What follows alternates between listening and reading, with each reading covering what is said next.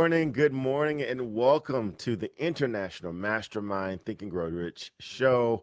My name is Galen Bingham. I am the leadership strategist, and I am so excited to come to you again as we discuss Napoleon Hill's classic book, Think and Grow Rich, originally written in 1937 as a compilation of success stories and philosophies that he accumulated from 500 of the most successful men of his day.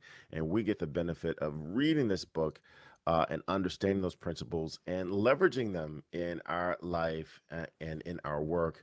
And we are excited to come to you every Saturday morning at 8 a.m. Eastern Standard Time with some principle, some element of this book, and we talk with guests. But today is a masterclass conversation. And, for a while there, I thought it was just going to be me sharing my insights, my perspective, pontificating on this book. But I was able to will back from Dubai Dr. Peter James. So, Dr. Peter, come on into the conversation, man. Welcome back. Welcome back. Good morning, Galen Bingham. How are you today? Doing well, man. Glad to have you back. It's been kind of cool riding this train by myself, but I'm glad to have company.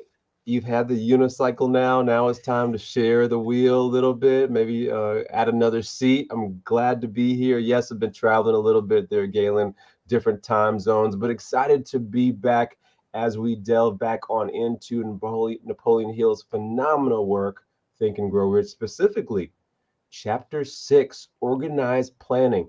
Galen, I am so excited to talk and hear about how you plan in your life a little bit deeply because what we discuss today may benefit someone who is listening, someone who is watching.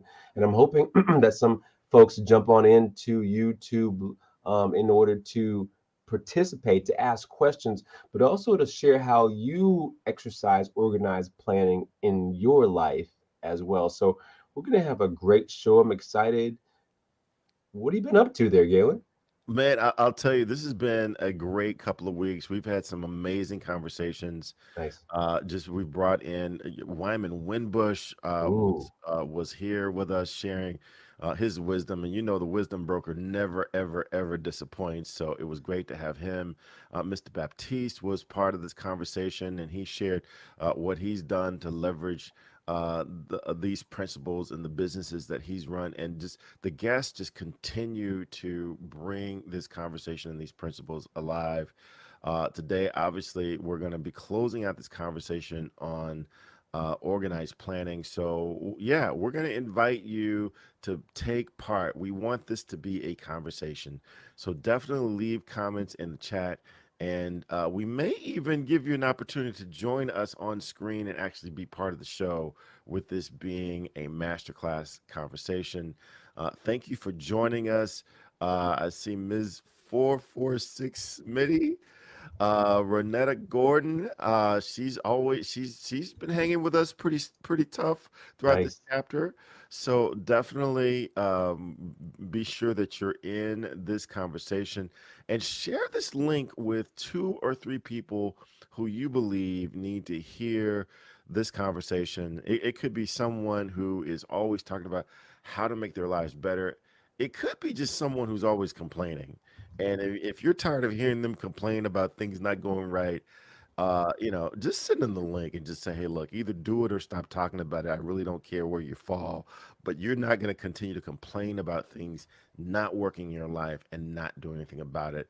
This is the place for them to get over that complaining with inactivity.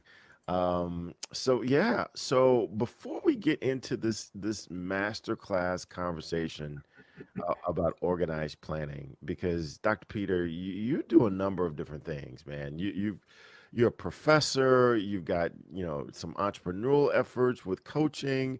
You're a real estate magnate. I mean, you do a little bit of everything. I'm sure organized planning is a big part of how you make those things a reality.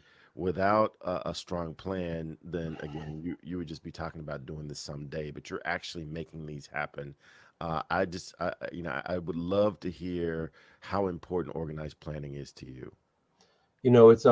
It's such a good question. Thank you so much for asking though as well, Galen. I will say that it's an evolution. I don't have it mastered. This organized planning thing is something that I'm practicing, for lack of a better word. How do I continue to plan better? And if you go to page 105, chapter 6 of Napoleon Hill's Think and Grow Rich, when he begins to talk about organized planning, here's one of the first tips he has for us as we delve on into it. He says, you will now be instructed on how to build plans which will be practical. Namely, number one, ally yourself with a group of as many people as you may need to create and carry out your plan or plans for the accumulation of money. So that says to me, that screams to me right off the top, I cannot do this alone. I cannot do this alone. Who can I incorporate? Who's like-minded around me? And you hear us talk about this a lot if you've listened to this show before. You've heard us say that who is in your mastermind? Who is your partner? Who is your coach? Who are you leaning on to help strengthen you this journey? Because by yourself, yeah, you can do some stuff. With others, you can do some phenomenal stuff. And so I make it a point to ally myself with strategic individuals in all those areas that you described there, Galen. So as I should not do this alone. And that's the big part of this as we do that, Galen. And Galen, I am happy to say you are definitely one of my partners. Oh, likewise. I mean, we hold each other accountable. We challenge each other to go Yeah. higher, and because that's the name of the game. And I just had a conversation, which we'll get into deeper on the other side of this, about how someone asked me, do you need a mastermind? Do you need a coach? And my answer to them is no, you don't need a mastermind. You don't need a coach. You will be just fine without a mastermind and without a coach. But the question is, are you okay with being just fine? Right? You will be just fine. Tiger Woods, his dad was a master trainer in the military. He was also a single handicap golfer himself. Tiger would have been just fine just hanging out with his dad. But when he decided that he wanted to be more than just fine in golf, he hired a coach. He allied himself around other people who were aspiring to be at the top of their game. Same thing with Kobe Bryant. Same thing with Bruce Lee. Same thing with everyone who decided that just fine wasn't good enough for them. So, you don't have to have a mastermind. You don't have to have an accountability partner. You don't Yeah. have to have a coach. You will be just fine without any of that. But the question is, are you okay with being just fine? And if you're not, then this is the place for you to start being better than just fine. Understanding and leveraging the principles of Think and Grow Rich in your life. And there are principles. So, Dr. Peter, share with everyone the principles that this thing sits in and how important it is to understand how everything works together. Yeah, Galen, first of all, I love your thought. It made me think about it. And quite frankly, just fine is not good enough for me. I want to live life to the fullest. I really do. I want to enjoy. I have a saying that when I get ready to die and my life is flashing before my eyes, I want to watch a great movie. I want to be phenomenal. And really, I live like that because I want to live life to the fullest. I want to enjoy it. I want to experience it. I want to give back to the fullest as well, right?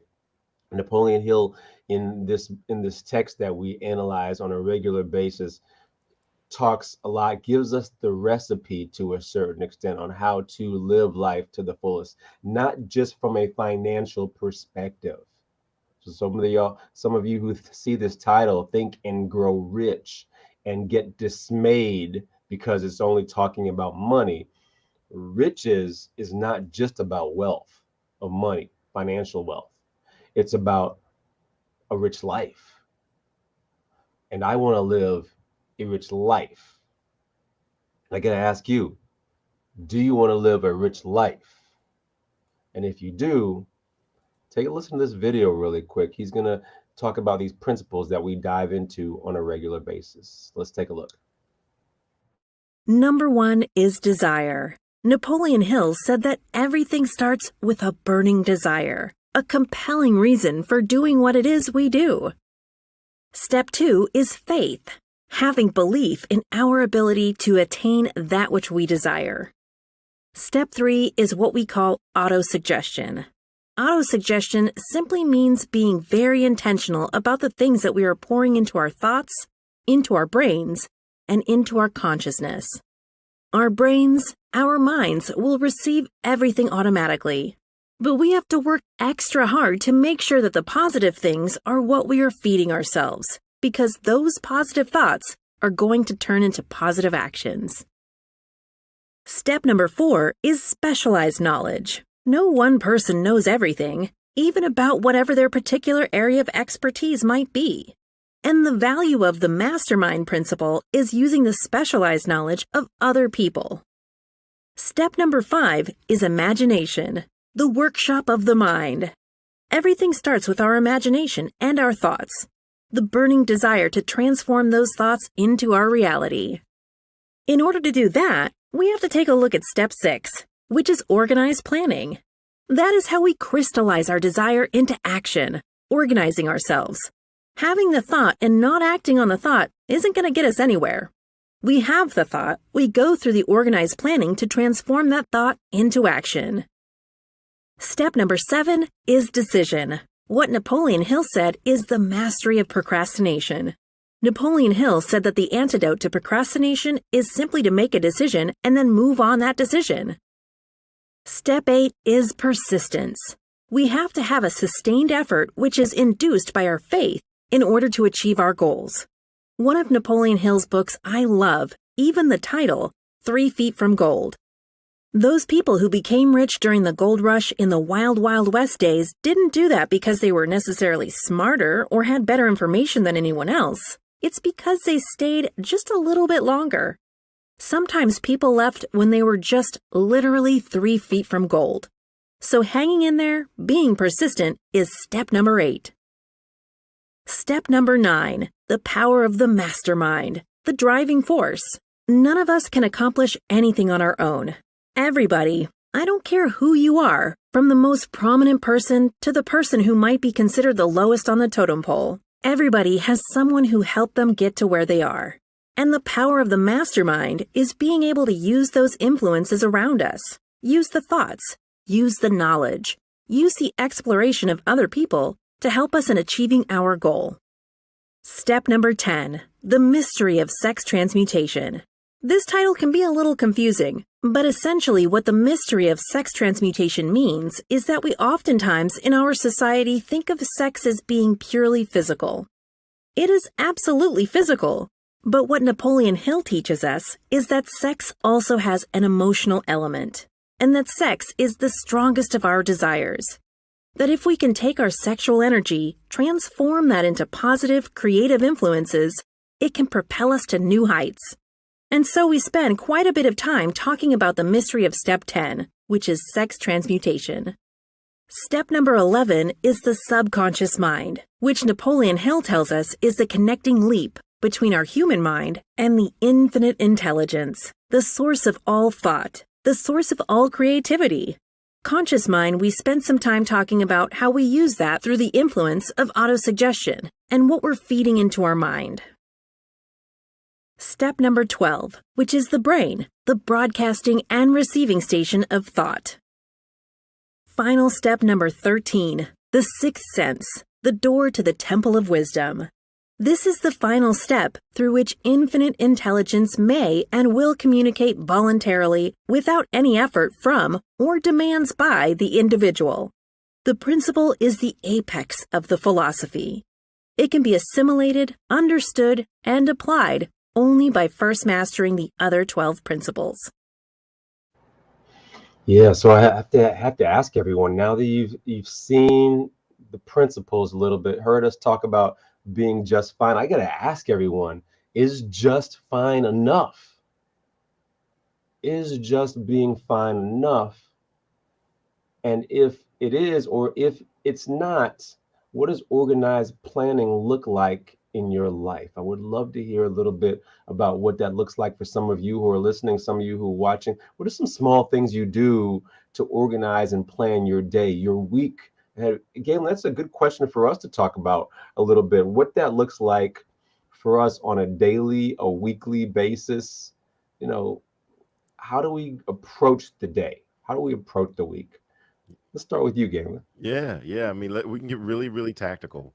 And I love what you said on the other side of the video that for me, this is an evolution, right? Yeah. It's a variety of I'm going to try this. I'm going to give it a really legitimate shot. And if it doesn't work out, I'm going to tweak it and try something else. One of the things that I'm really focused on doing because I can get overwhelmed. It's easy for me to get overwhelmed by the number of things that I want to accomplish. As you know, I've got some pretty outrageous, audacious goals, and it's easy for me to say, "Oh my God, I can't conquer this entire industry or this entire list in one day."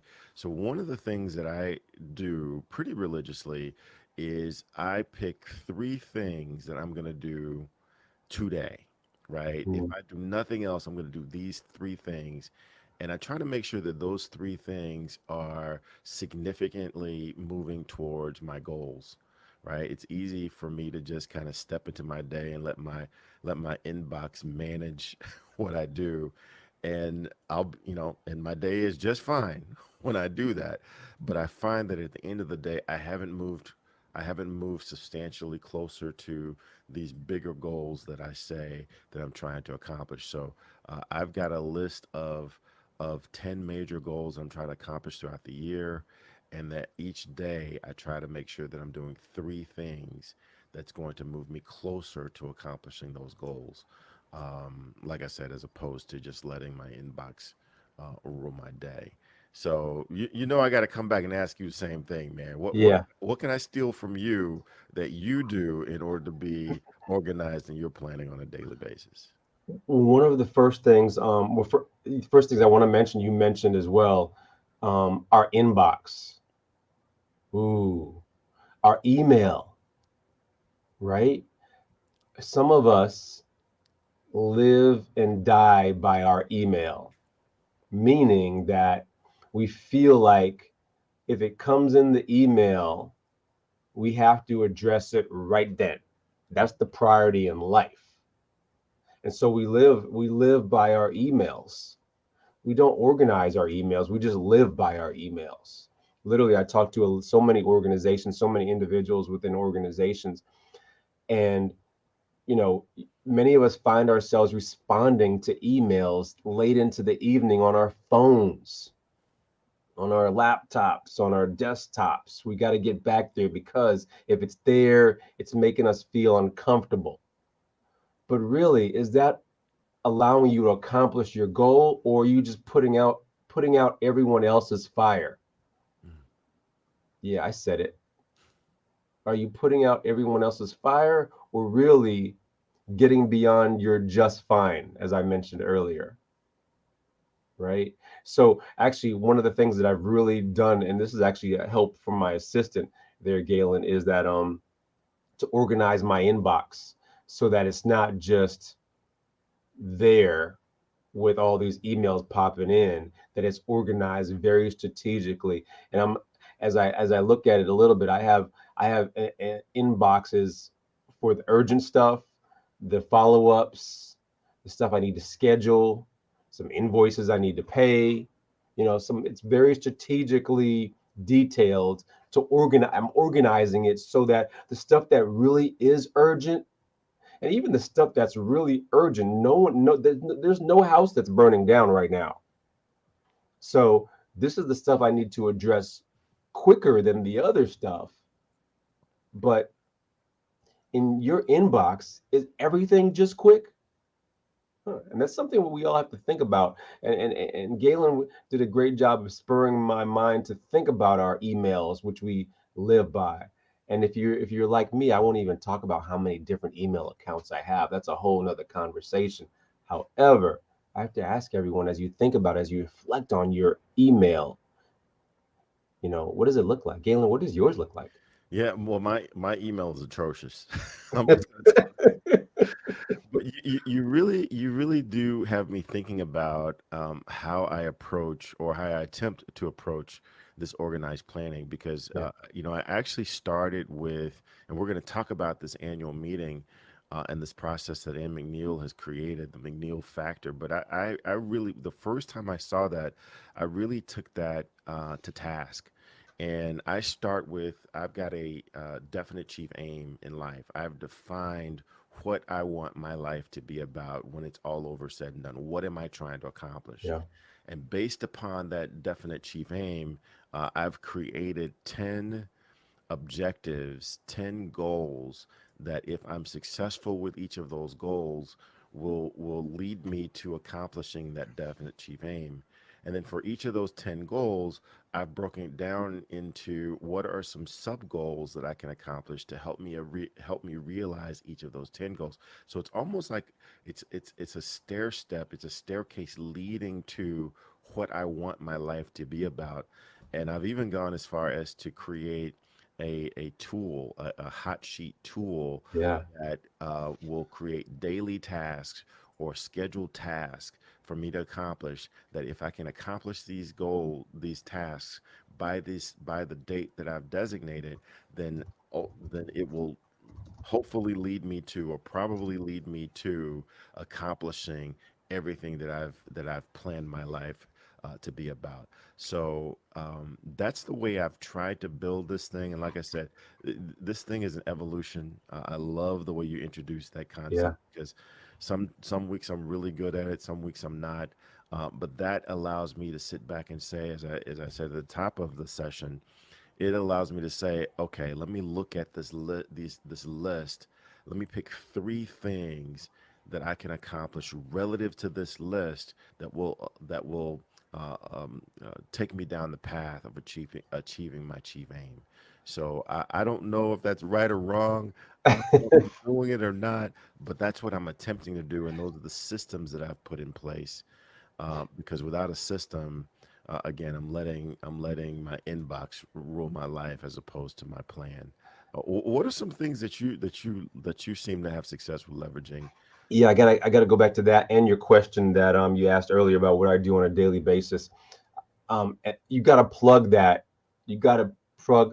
hot sheet there, Galen, a little bit more, man. You're not doing yourself any justice about that because that's, if I'm not mistaken, is that available to the public yet? I am moving into this place where it's going to be widely available, but we're building out a couple of beta test groups. So if you are interested in being part of this beta test group, then yeah, hit me up, drop me a line, either comment here or send me an email at galen@killglobalcoaching.com, and we can make you part of a beta group. Look at my accountability partner pressing me and challenging me. Um, But here's why that's so important, though, Galen. And this goes to your question now. Here's where I don't do a good job in. At the beginning of every year, we do some great planning about what we want the year to look like, right? We work hard at that to identify, what our year, in this case, of course, 2022, what our goals are financially, personally. Ann McNeill really drives us into that annual meeting, which we'll talk about in just a little bit for sure. But now, if we break the year down into quarters, right? If we break it down into months, if we break it down into weeks, and then if we fine tune it into days and even hourly, how organized are we really, right? And Galen asked me what my organized planning looks like on a regular basis. And yes, I do my best. First of all, I live by my calendar. So again, I have an assistant who really helps me with both my email and my calendar because my calendar is get very convoluted. I look to see what I have going on the next day. I look to see what's priority that I need to get done the next day.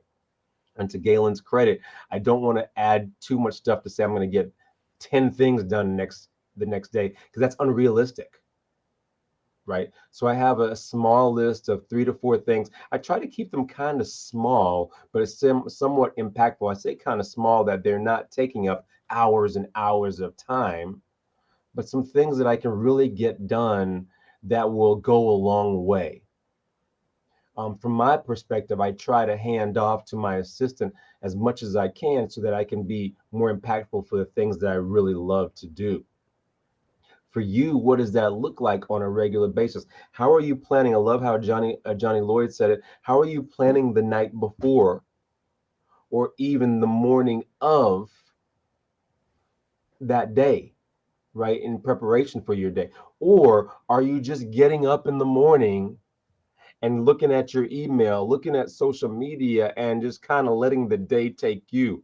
Ooh, that's a good question there, Galen. Are you managing and running your day, or is your day running or managing you? Yeah, I Um, love the way Wyman put it. Wyman yeah, says, if you don't manage your email, it will manage you. yeah, If yeah, it manages you, you're mismanaging your time. So you're absolutely right. My calendar is my inbox is a terrible manager of my time. It's a terrible manager. It never accomplishes the things that I want to accomplish. yeah, It accomplishes the things that other people might want.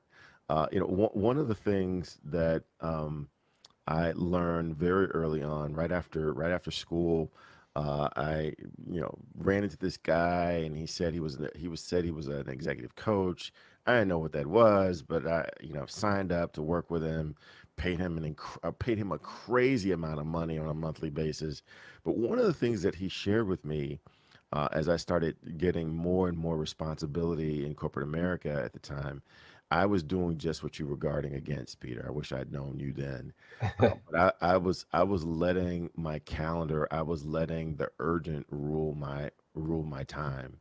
yeah, And he said something that has stayed with me. He said, just because someone sends a request doesn't mean that it automatically makes your to-do list. Things should mm, earn their way onto your to-do list. And there should be a gestation period. There should be a period where, okay, I've received your request. Now we're gonna vet it and find out whether it earns its way onto my to-do list. Just because yeah, you make the request doesn't mean that it earns its way onto my to-do list. And I really, really, that has stayed with me for a while. So yeah, things have to earn its way onto my top three to-do list for yeah. the next day. So let's go back. I love that. I love that. First of all, and this is a question for everybody from Galen's perspective. What's on your to-do list that should not be there?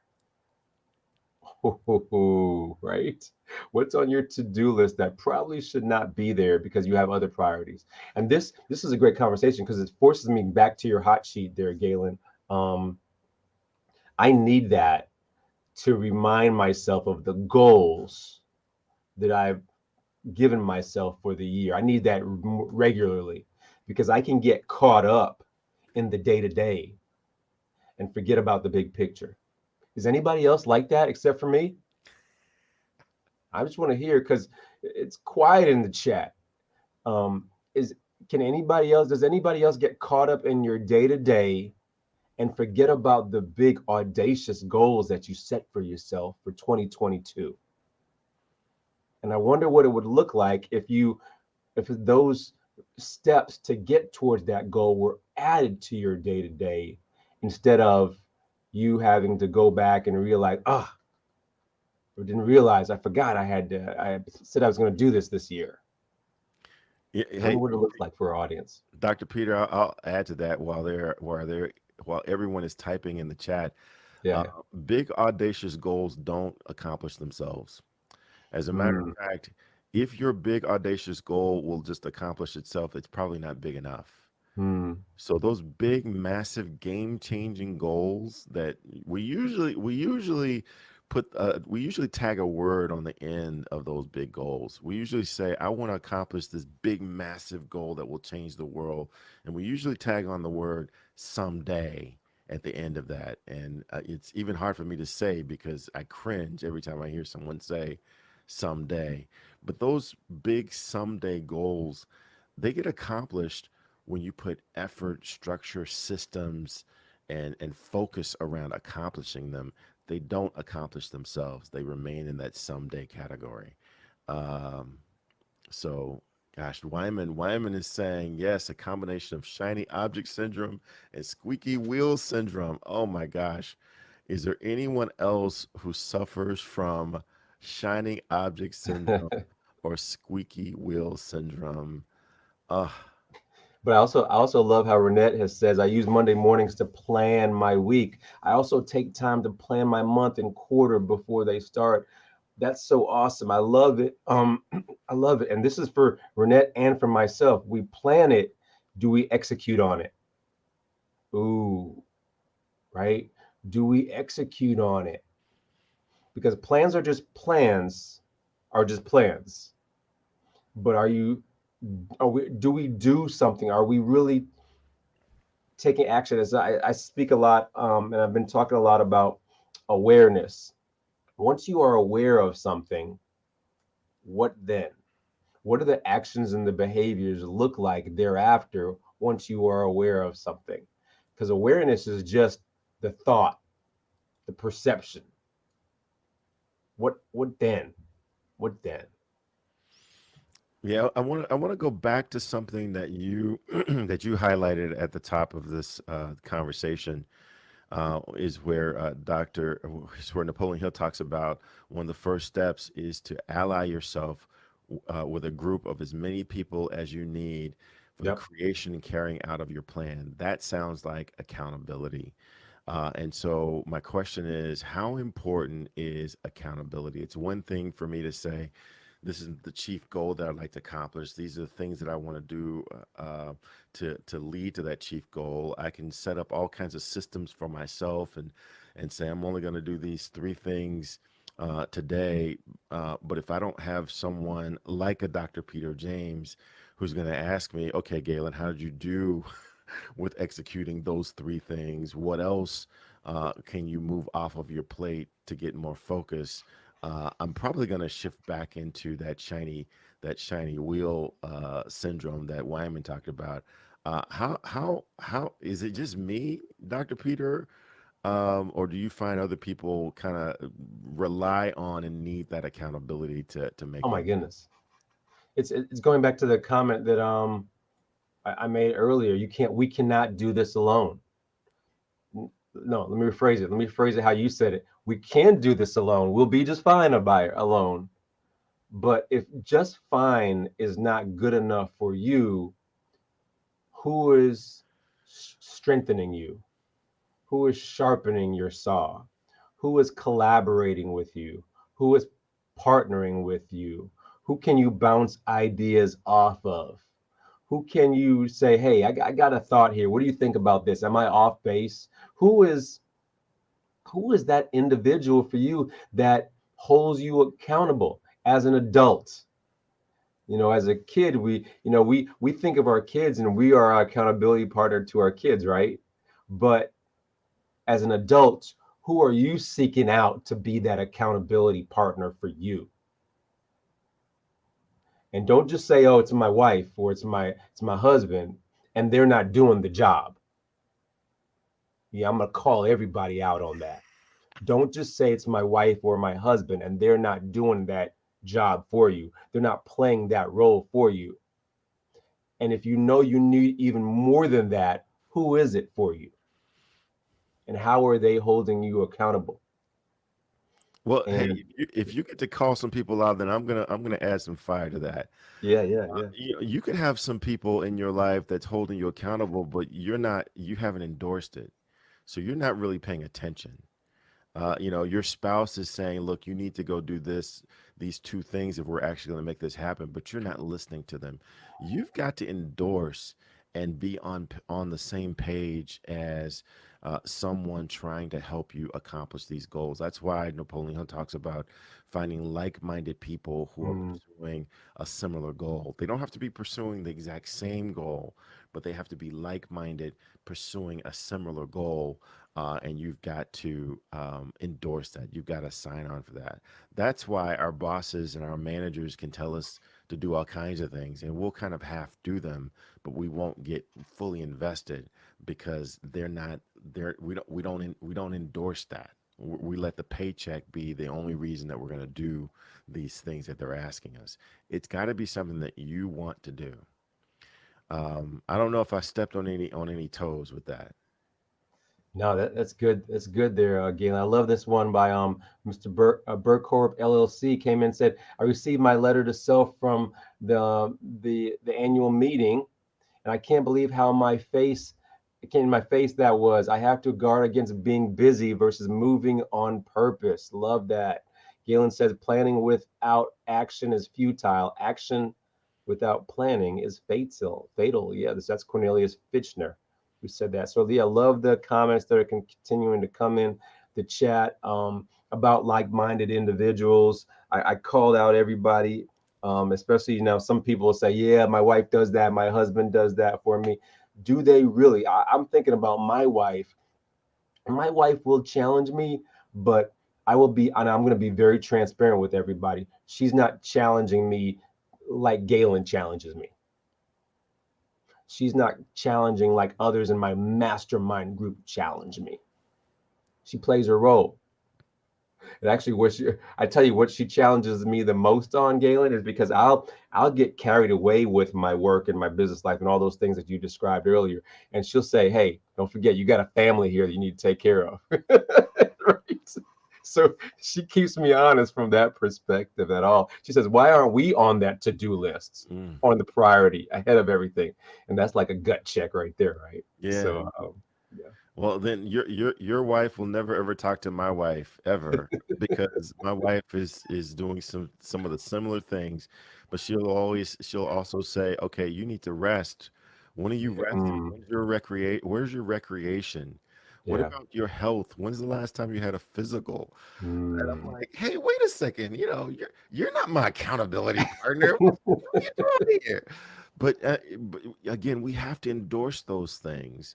We have to endorse those things, and we have to really buy into their being for, our good and our ability to achieve those things we say that we want to achieve in life. Because what's the good? And I had this conversation with a client just last week. What's the purpose of making $20 million if you don't have your health? What's the purpose of having $20 million in the bank Mm, if you don't have a good relationship with your friends and with yeah, your family? What's the purpose of having $20 million in the bank if you're never taking vacation or doing anything fun to enjoy the money? It's always working. What's yeah, the value of having $20 million in the bank if you're working 150 hours a week in order to maintain that money? So this Think and Grow Rich process or philosophy, yeah, money is a part of it, but it's really about the totality of life. yeah. And Galen, I think we have someone who's given us a sneak peek who wants to join us today on this show. I don't know where she is in the world right now, but I think we got someone we're bringing in to the show right now. I- Do I? Who is that? Who is that? And where is she? Good Miss morning. Good McNeill. morning. I just could not resist. I thought Peter was not going to be here this morning. And Doretha, I'm sorry. Good morning, everybody. Please forgive me. My apologies. We're actually in Dallas at the Better Investing Conference. Just got back from Africa late last night, but woke up this morning and said, oh my gosh, Peter's out. I'm out. Galen's going to be doing a masterclass all by himself. So, since I know that Peter is here, Galen, I just want you to know we love you enough to let you go ahead and proceed with this program this morning. And good morning also to all of our listeners and everybody that's chiming in. The power of organized planning. This is what it looks like. We are here in Dallas at the Westin hosting a better investing financial empowerment conference and a youth seminar. And it all started with an idea. It all started with a plan. And that plan has been organized and implemented over the last 50 plus years to encourage, inspire, and to uplift individuals to have a better quality of life financially in every area of their life, starting with their financial investing, just learning how to start with an investment club if you do it with your family or with a group of friends. But just remember that, when we talk about think and grow rich, it starts with how much money do you want. So oftentimes we are taught how to make the money, but seldom are we taught how to make the money make money. So we're here today helping individuals and families learn how to uh, make their money work for them as they work for the money. So Galen, Peter, I know y'all going to have a phenomenal program. Thankfully, we're an hour behind you. Our program starts at 8 o'clock, which is your 9 o'clock. So I'm going to chime off. And I know you're in good hands, Galen, because Peter is back and I'll be back next week. All Oh, right. fantastic. Good Great stuff. seeing you. Great seeing All you. right. Good Thank stuff. Be you. safe now. Take care. All right. Thank you. All right. Galen, what I love about what she just mentioned there, we're talking about this organized planning a lot, and we're thinking about it on a day-to-day, month-to-month, quarter-to-quarter, year-by-year. What does it look like to have organized planning financially? Mm, Ooh, and Ann McNeill triggered that thought when she was talking about the better investing. What does organized planning look like for us financially? And again, I'm going to call out some stuff. Historically, for many families, for many communities, that has not been a thing that has been passed down for generation to generation. Um, Being organized and being planning in your financial life, investments, savings, rainy day funds, 401ks, all of this stuff there that's accessible to us, but we don't manage that effectively. right. We let that kind of just run with it. And then when we get to a certain age, we're frustrated a little bit because we didn't do what we needed to do. So what can you do beginning today around that? Yeah. Yeah. So, abdication is not leadership. Abdication is not Mm, management. You can't abdicate management. You can't abdicate the planning around these elements yeah. that you say are important to you and expect to land in a good place. You just they just don't fit. So you're absolutely right. One of the things, Dr. Peter, that we've mentioned a couple times in this conversation alone is this annual meeting. Mhm. Talk a little bit about this annual meeting that and this McNeill factor that we keep talking about. Yeah, yeah, good stuff. Let's start off where we went about accountability partners and masterminds and who's holding us accountable. And again, it's so important to find out who that is for you on a regular basis, day to day, week by week, month by month. But from a yearly perspective, Galen and I are blessed enough to be able to participate in an annual meeting that is held every year in Boca Raton, Florida, that Ann McNeill spearheads with the Think and Grow Rich Foundation, that talks about planning not just for that year that's coming up, but for subsequent years. And again, we're not just planning financially. We're looking at, Galen, correct me if I'm wrong, 11 or 12 areas of our lives that we are looking at to plan for that year, but also for the future. And Galen steps his game up every single year and has a thick book that he is a PowerPoint that he is demonstrating his planning for that year and also for the future. And so now he has challenged me to step up to that as well, and planning strategically from an organization perspective for my life. We don't do this type of stuff on a regular basis. Instead, we let life just happen. We respond and react to what occurs. I wonder if we can be more proactive in our planning from, again, day to day, week to week, month to month, year to year. Yeah, yeah. If we can bring that image back one more time there, just so that people can see it, people can see the dates, they can mark it on their calendar. I think Galen and I are up in the back there somewhere, Galen as well. January 6th through 7th on 2023. I haven't bought my tickets yet, Galen. Have you bought yours already? Yeah, you gotta take advantage of those low fares when you can get them, man. Yeah, that too, right? Yeah, this is the seminal event of the year for you Yeah. to get to set your goals and to put real structure around those goals.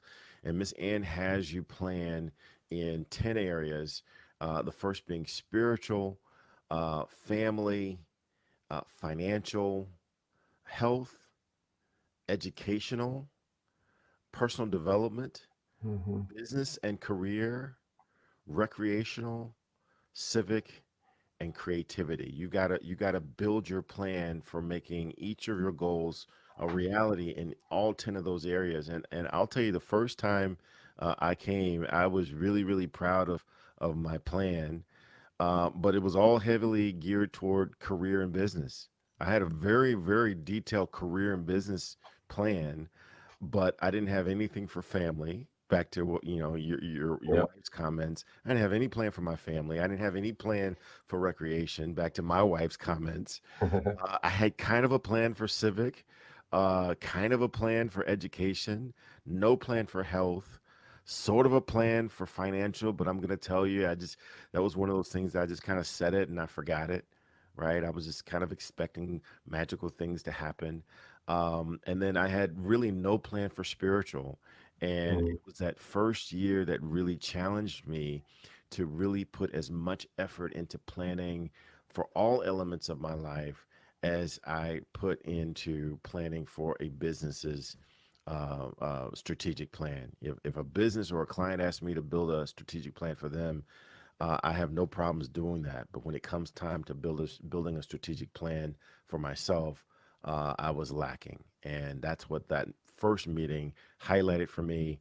And now, to your point, Peter, I've built out an entire app that will help me not only plan for those 10 areas, but actually put some accountability into making sure mm. I'm executing against everything that I said that I would do against those 10 areas. So really worth the investment.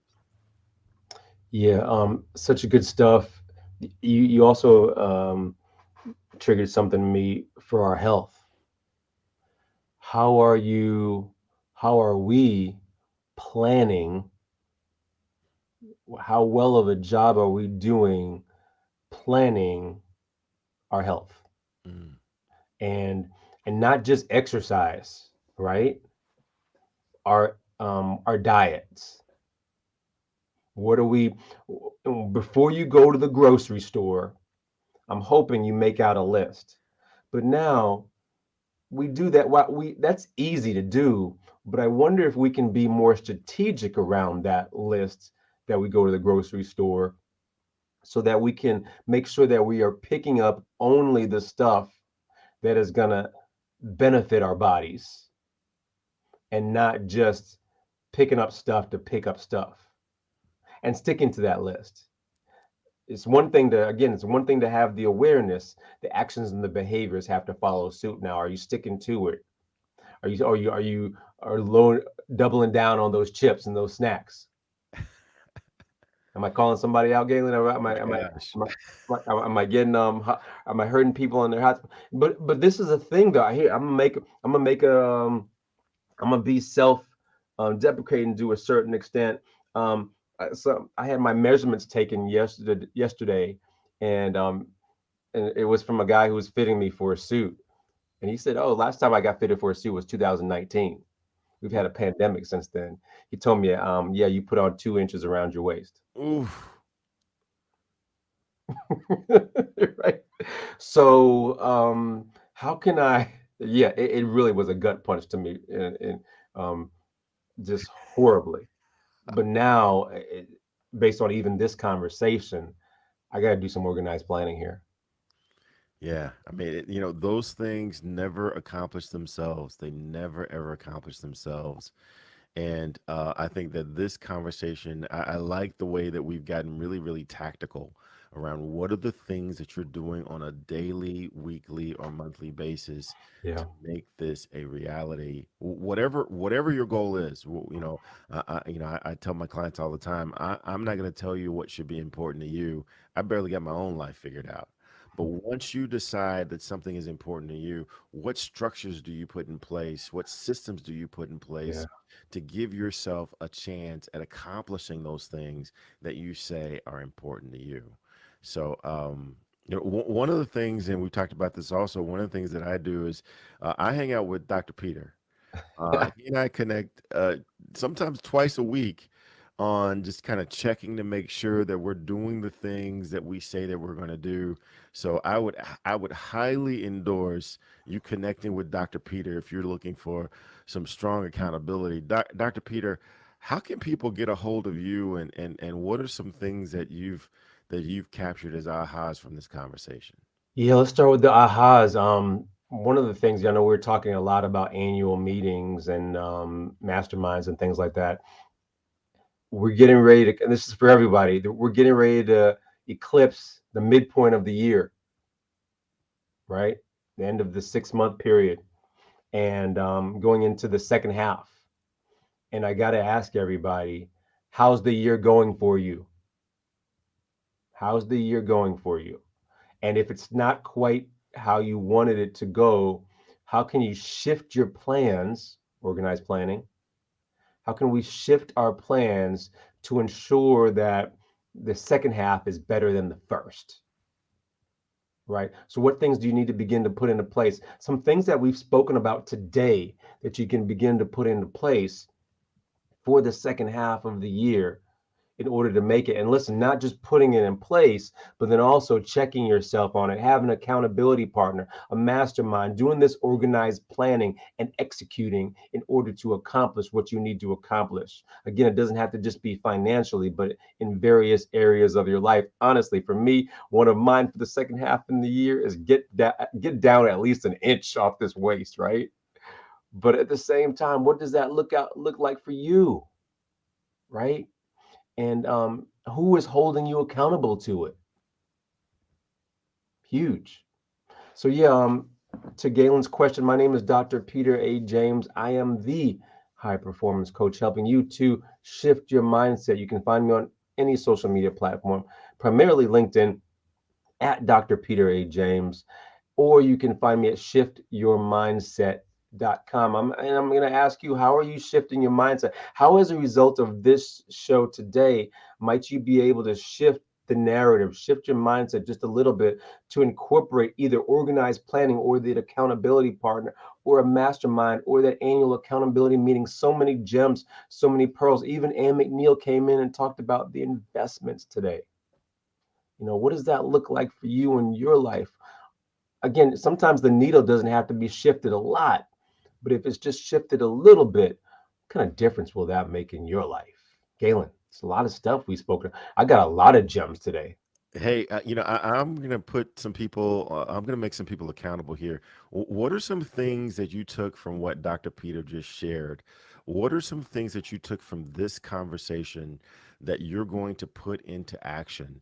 It's one thing for us to come here every Saturday morning and share all these incredible insights with you from all of our guests, and for us to challenge you with doing something differently. But I want to hear from you.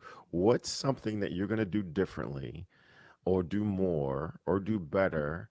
What shift are you going to focus on making because of today's conversation? Put that in the chat. I want to hear from you. And again, this has been a great conversation because one of the things you reminded me of the importance of being tactical, Hmm. of actually putting some things on your to-do list, putting some things on your calendar to be accomplished. Because if you just allow your day to manage you, your calendar is going to do a terrible job of managing you to your goals. And just like Wyman said, I loved your analogy of going throughout your life without a plan. It's like going to the grocery store without a shopping list. Yeah, you'll fill up your cart, you'll come out with some stuff, but will it be the right stuff? Will it be the right things? Will it be what you need to have? or will you just have a cart full of stuff? And I'm going to tell you, when I go to the grocery store without a list, I come back with a whole lot more potato chips and donuts and ice cream. Me But too. when I've got that list, I might still slip in a potato chip every now and then, but the list of things that decided that I needed, I've got Mhm. a better chance of bringing that back home. Renetta Gordon says that she needs to shift her mindset. She needs a coach to keep her accountable. She'll Nice. start looking. Well, you're looking at two coaches right here on the screen. And yeah, so keep these comments coming in. My name is Galen Bingham. I am the leadership strategist. I am a coach, but I'm more than a coach. I'm a consultant, but I'm more than a consultant. I've got 30 years of experience in corporate America, but I bring more than that to helping you get from where you are to where you want to be. And if you want to have access or get information about this hot sheet beta test that I'm building, definitely send me an email to Galen at killglobalcoaching.com. That is GALEN at KILN globalcoaching.com. And just mention you've heard this conversation. You want to understand more about this hot sheet app, and I'll get you set up, and we'll make you get you part of this beta test. There are so many different ways to get a hold of me and get in touch with me. The most fun way, however, is by listening to my podcast, Whiskey, Jazz, and Leadership. We are on all podcast platforms. We're also on Audible, and it's a free podcast. We talk to leaders from every industry. We talk about the whiskeys they drink, the music that they listen to, and what it really takes to be an effective leader. I double dog dare you to try us just once. We are having so much fun sharing lots of wisdom. And like I said, would love to have you become part of that community. So again, another great conversation. We're closing Yeah. out this conversation on organized planning. We got Dr. Peter James back from Dubai. We've got Miss Ann McNeill back from her African tour, and she's in Dallas. It seems like everyone has been doing some traveling except for me. So I need to do some traveling and go to the African continent myself. Any final words from you, Dr. Peter, before we bid adieu until the next time? I was just thinking, my daughter, I have a daughter who just moved to New York recently, and those of you who've been to the city or New York City or any big city, it's very easy for the environment to drive you to kind of suck you in. And so one of my things that I said to her, I got in her ear and I said, "Hey, listen, New York can drive you or suck you in. You have to manage it. You have to drive that. You have to stay ahead of it to a certain extent. And what is that going to look like for you as you move forward?" So now that's my challenge to everyone. Life can do that for us. So how are you planning it, managing it, and driving it instead of the other way around? Mm. Because there's so many inputs that we get on a regular basis. It's easy for us to just go on autopilot and take that wheel back, Galen. Yeah, I love it. I love it. I love Yeah, it. Thank you for coming back safely and for being part of this conversation, Dr. Peter. I also want to thank Imelda Wallace for joining in. She's always a regular. So is Johnny nice. Lloyd. Renetta Gordon, thank you so much. Definitely reach out if you want to hear more about this hot sheet. I've got Radisha, Radisha, yeah. Radisha Francis. I am so sorry about butchering your name there.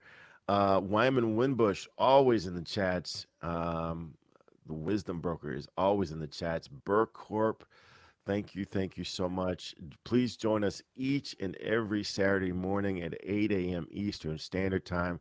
We're going to have another amazing guest next week, so please join us as we move into the next chapter of this principle. We are committed to having you think and grow rich and realize your dreams, your goals for your life. How do we do this thing on purpose? How do we do this life thing on purpose? That is our mission, and we are just so excited to have you along for the ride. So please subscribe, share with friends, and make sure that you bring someone back to this conversation next week. Until next time, take care.